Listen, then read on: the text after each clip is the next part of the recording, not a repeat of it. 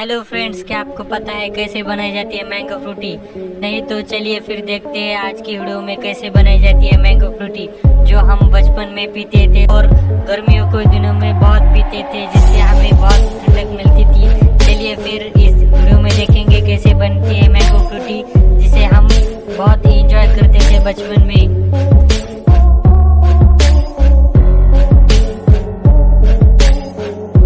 तोड़े जा सकते हैं, उसको तोड़ लिया जाता है।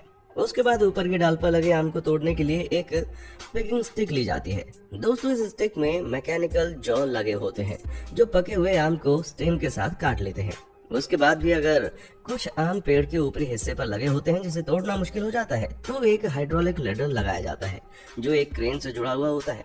दोस्तों, इस प्रोसेस में पेड़ के सारे आम टूट जाते हैं और सभी आम को एक ट्रम्पलिन में रख लिया जाता है। उसके बाद आम के इस टाइम को काटने का काम शुरू हो जाता है। दोस्तों, आपने देखा होगा कि कुछ आम के ऊपर काले धब्बे होते हैं, मगर वो अंदर से बिल्कुल फ्रेश होते हैं। ये धब्बे आम से निकलने वाले शेप की वजह से हो जाते हैं। जब भी आम को तोड़ा जाता है, उसकी डाली से अलग किया जाता है, तो उसमें से एक सफेद रंग का दूध जैसा केमिकल बाहर आता है जिसे सैप कहते हैं। दोस्तों, ये सैप अगर किसी के हाथों में लग जाता है तो उसका हाथ जल जाता है, और अगर आम के ऊपर ये गिर जाता है तो वो काला हो जाता है और आम को डैमेज कर सकता है। इसलिए आम की डंडी को बड़ी ही सावधानी से ग्लव्स पहनकर तोड़ा जाता है और तोड़ते ही 5 सेकंड के अंदर अगले ट्रम्पोलिन में डाल दिया जाता है। दोस्तों, अब सारे आम ट्रम्पोलिन पर बिना डंडी के होते हैं जिसमें से सैप निकलते हैं, इसलिए इन आमों को 1 मिनट तक पानी में रखा जाता है या फिर केमिकल डाला जाता है ताकि उसमें से निकलने वाले सैप का जो भी असर हो कम हो जाए और सैप का निकलना बंद हो जाए। दोस्तों, इसके बाद सभी आमों को एक एलिवेटर लैडर पर डाल दिया जाता है जहां से वे सभी आम नीचे बॉक्स में भरे जाते हैं। दोस्तों, आम बहुत ही नाजुक फल होता है जिसमें जरा भी चोट लगने पर दाग पड़ जाते हैं, इसलिए जब एलिवेटर लैडर से आम नीचे गिरता है तो एक फोम लगा दिया जाता है। उसके बाद फोम को हटा लिया जाता है और सभी आम डब्बे में पैक हो जाते हैं। दोस्तों, उसके बाद सभी आमों के डब्बों को स्टोर हाउस में जमा कर लिया जाता है। वहां से तरह तरह के फैक्ट्रीज में आम का जूस बनाने के लिए भेजने का काम शुरू हो जाता है।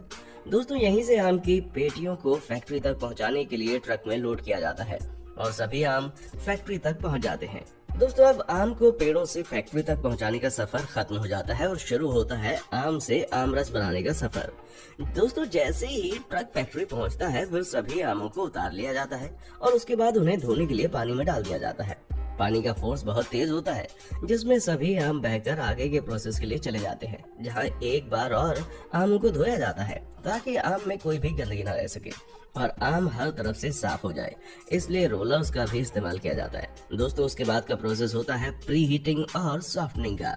इस प्रोसेस में सभी आमों को गर्म पानी में 3 से 5 मिनट तक रखा जाता है। सारे आम बिल्कुल क्लीन और केमिकल फ्री होकर कन्वेयर बेल्ट पर डाले जाते हैं, जहां पर विजुअल डिटेक्शन भी होती है। दोस्तों, रोलर के उनको झट से हटा देते हैं और सिर्फ अच्छे आमों को ही आगे की प्रोसेस के लिए भेजा जाता है।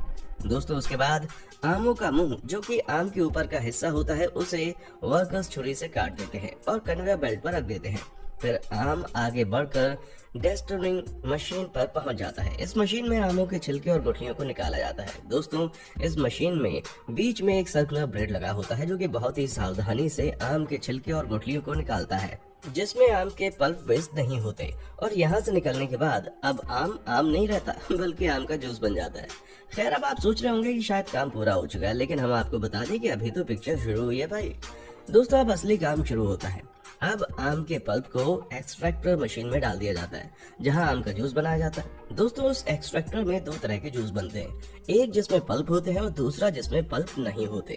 इसे तैयार करने के लिए 2 अलग अलग तरह के फिल्टर लगाए जाते हैं। इसके बाद यहाँ का काम खत्म हो जाता है और अब इस जूस को जूस डिग्रेसर की तरफ रवाना कर दिया जाता है। जूस डिग्रेसर का काम होता है हवा निकालना, टायर की हवा निकालना नहीं, बल्कि जूस में मौजूद ऑक्सीजन को बाहर करना।